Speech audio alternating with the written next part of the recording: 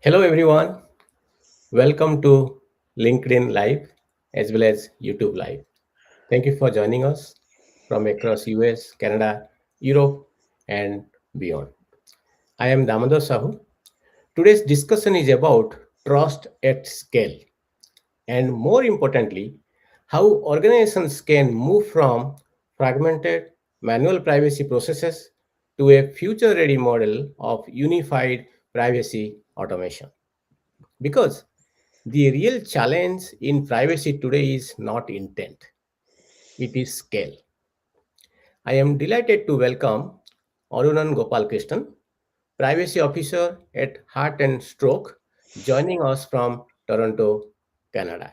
Arun works at the front line of privacy, where public trust, sensitive health data, regulatory expectations, and operational realities meet.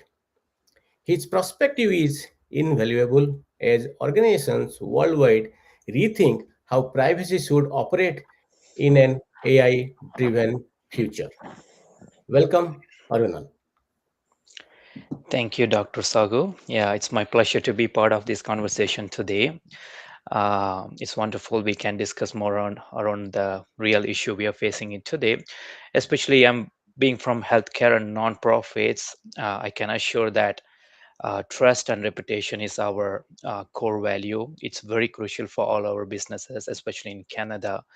Our people rely on us and trust us, and especially our clients, patients, or like the donors, they give their data. They want us to handle their data very ethically, securely, and transparently. And our regulatory requirements, both by federal and provincial, mandate the compliance is absolute necessary for the businesses, especially healthcare and non-profits, where the risk is really high. So earning the trust is very important. It's very important for any businesses, not just healthcare and non-profit. It has lead us to build a stronger governance, data governance side, and having a trust is important not just for the clients or the patients or the donors, but also employees. They also rely on our tech side and the training to work better and effectively. Absolutely. Absolutely. No, thank you, Arunan, for your intro. Let's talk about a little bit on the scale problem in privacy. Today, we are dealing with hundreds of data systems, dozens of privacy law, not dozens of. As I speak, 160 plus countries have some form of privacy law and continuous AI experimentation, right? So manual compliance simply doesn't scale anymore. This is where we see a shift towards unified privacy automation, bringing assessments, data mapping, consent, risk, and reporting into a single operating layer. Arunan, how does this challenge of scale show up in real world privacy operations? Oh, that's a good question, Dr. Sago. Yeah, that's true because now I know the AI is scaling up. A lot of organizations are very faster in implementing the AI tools. Absolutely, AI is going to help them in a lot more way in their workflow and processes. The same time, the data we collect and data we handle, it is fragmented. It's everywhere, and we cannot work that in silo because that needs to be managed properly because data is our new oil. That's what they're saying. It's a new wealth. So scaling is a definitely a big challenge for any size organization, ranging from smaller size to mid-level to large organizations. Especially someone I have an experience working in the very mid-level organizations where our tools and technologies are it's like deployed in a different way for different projects. Now we are facing the challenge how to bring that in a one center stage where we can effectively manage, and especially the privacy teams are expected to do more with the same, or maybe somewhere it's a very few resources, and all this workflow and process and data is hugely fragmented, and the risk will be really higher. It may lead to a breach, or it may lead to other sort of potential issues if not handled properly. So having a more unified automated approach definitely allows privacy teams, IT teams, and security teams to work what they were really want to focus, right governance, right judgment, and communicate and building the businesses rather than chasing the spreadsheets. Absolutely, you are spot on. Thank you, Arunan. So let's talk about little bit on the how we can move enterprises from compliance to competitive advantage. And this is an important shift. Automation freeing up human intelligence. Forward looking organizations are now treating privacy like a core business capability, similar to finance or security, enabled by, let's say, unified privacy automation as an operating model, not a none of tool. From your experience, Arunan, what changes when privacy is embedded this way? Oh, yeah, that's definitely another good point, Dr. Sago.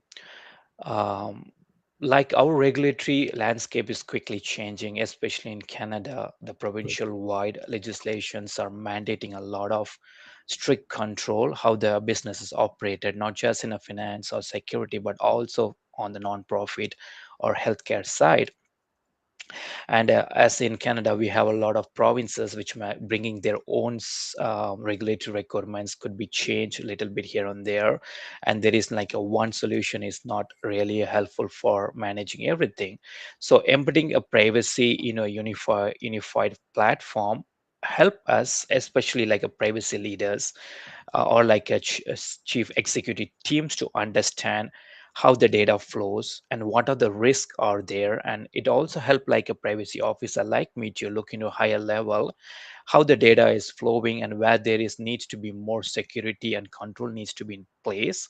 Or the same time, I can also understand uh, how this data can be leveraged properly for the businesses, how they can use the data for the decision making. So I can take that information immediately to our internal and external stakeholders, board members, or like my chief executive teams to make a crucial decisions on their other business activities rather than just chasing the privacy decisions they want to make. And having some unified tools with easy to implement and easy to manage, especially someone has very less tech knowledge, so they can easily see that and make some strong decisions, help us to stand unique, and it can build our reputations in the businesses. And also not just it, it will also help us to show to the regulatory bodies that we are upscaling ourselves, we are managing that effectively, so that we can show to the world that privacy is taken very seriously and the data are managed properly. And it really really helpful in any businesses, not profit or healthcare or even other small businesses. So definitely that's where we are leading to. We need some solutions like that. Super. Thank you. Uh, let's talk about a little bit on the uh, what you call AI, automation, and responsible innovation. Um, I always advocate for ethical and responsible AI. AI accelerates everything, value and risk. In this context, unified privacy automation becomes essential infrastructure, helping organizations operationalize principles like data minimization, purpose limitation, and accountability at machine speed. Arunan, what should organizations keep in mind as they deploy AI responsibly? Oh, thank you, Dr. Sagu, touching on that. I think AI is the noise everywhere, everyone talking about Yeah, AI, and I know there's a lot more solutions coming up. Really, really helpful in any workspaces. It could be healthcare, it could be physicians or nurses, or even a medical professions, or any project management profession which I work with them. AI is like we cannot work without AI now. It's going to become faster than what we imagine, and many organizations are really interested or they are already deploying AI tools really faster. um, the one thing most of the organizations are struggling, they're bringing the tools, yes, and they know how to work. Maybe they can even prop engineer or building the AI agents, but how what is happening with the AI governance? How are you going to manage the AI tools? What are the risk frameworks you adopt into?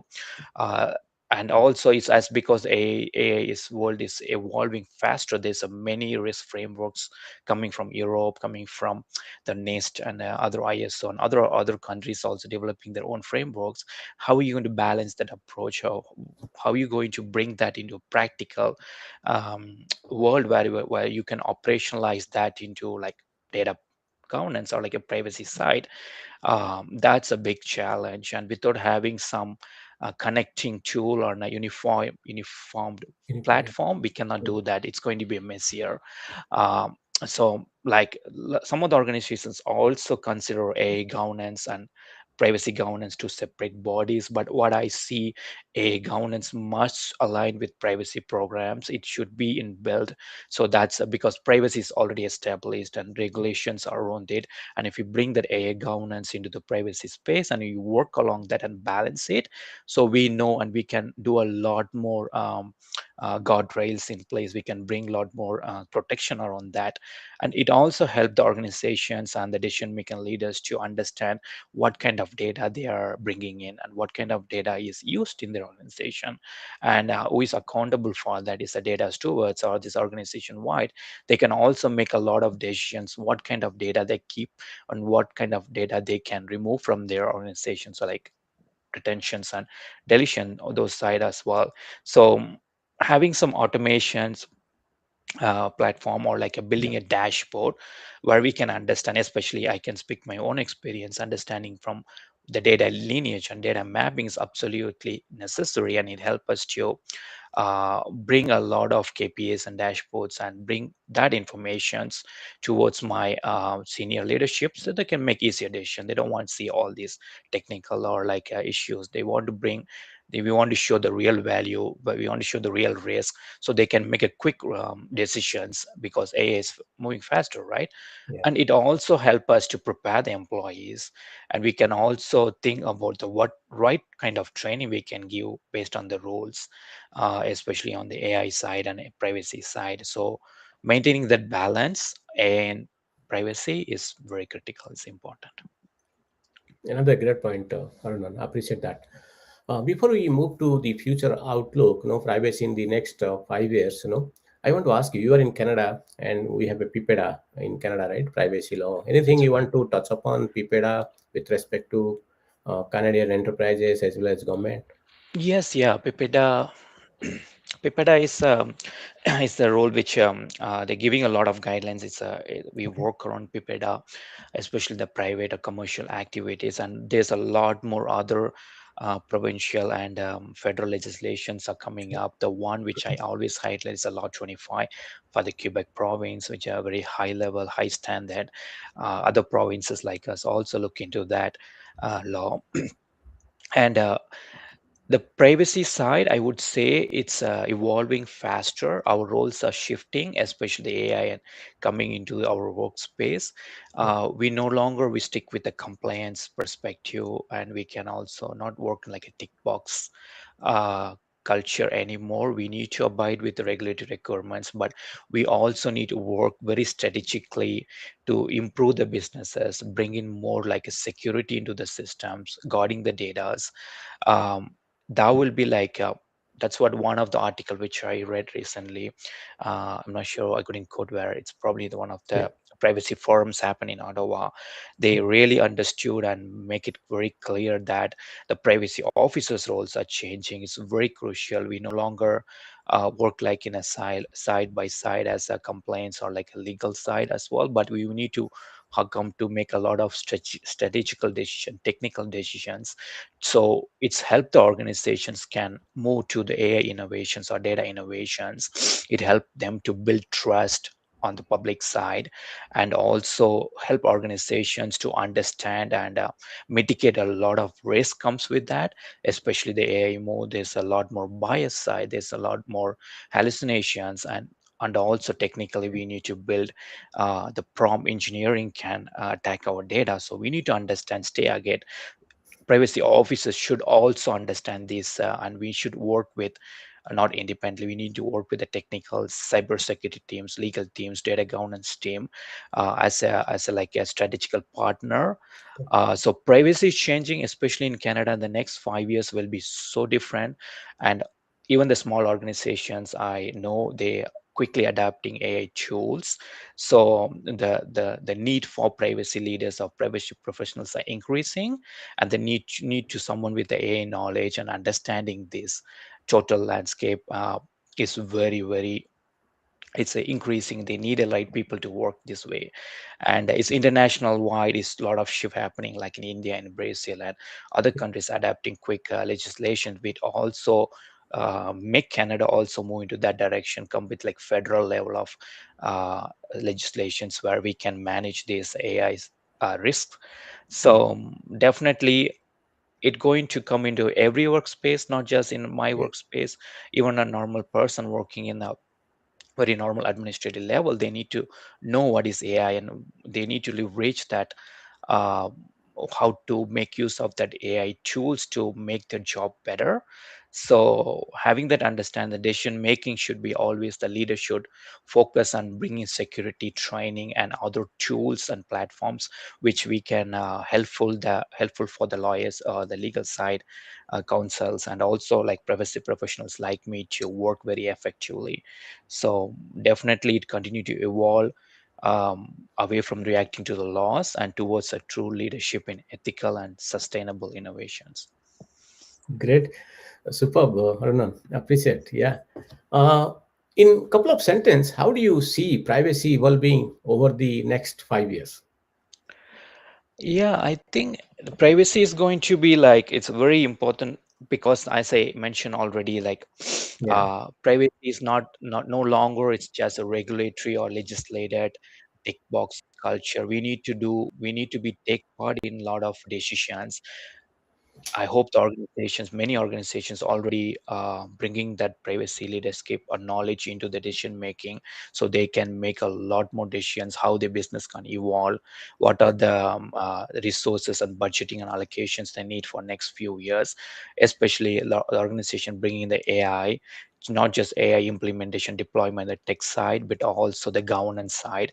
And a lot more organization moving to bringing like privacy framework where they can also including AI, or maybe they working in side by side with the AI framework. And I see a lot more organizations adopting AI policy, AI governance policies, Yeah. along with the privacy policies, data management policies, and also they're giving importance to training their employees on the AI, how they can safely and securely use the AI tools within their environment. Also, they also teaching them how effectively build a like a work process workflow. Any professionals, they need to find very creative to use the AI tools to build an workflow. And it also give you putting a lot of stress on the privacy officer, because a lot of questions come to privacy officer as soon as something happen in AI, or even how to implement. So any privacy professionals needs to be top on that. They need to learn some sort of uh, knowledge on AI, how it works and how effectively we can bring that into the privacy side. So as I mentioned, the legislation changing, law Yeah. 25 in Quebec mandated to appoint a privacy officer in many organizations. It may be resonate in other provinces as well. So the need for a privacy professionals are increasing, and you cannot work independent, like isolated, but you have to work uh, like a team to other team, security teams and businesses, and other like business teams to make some crucial decisions. It's more like a project working together. So this is how it's going to be evolved, especially in Canada. Yeah. Great, great insight, great thoughts, Arunan. And I would like to add, privacy will become fully unified, automated, and measurable, much like the cybersecurity today. So thank you, Arunan, for such thoughtful insights. To everyone watching, privacy at scale requires a new approach. Unified privacy automation is no longer optional. It is a foundational to building digital trust in an AI fast world. If this conversation resonated with you, please like, share, and continue the dialogue with us. If you have some questions, please put it into the comments below, whether YouTube or LinkedIn Live, and we will be happy to answer you back. Thank you, Arunan, and thank you all audience joining us today. Appreciate it.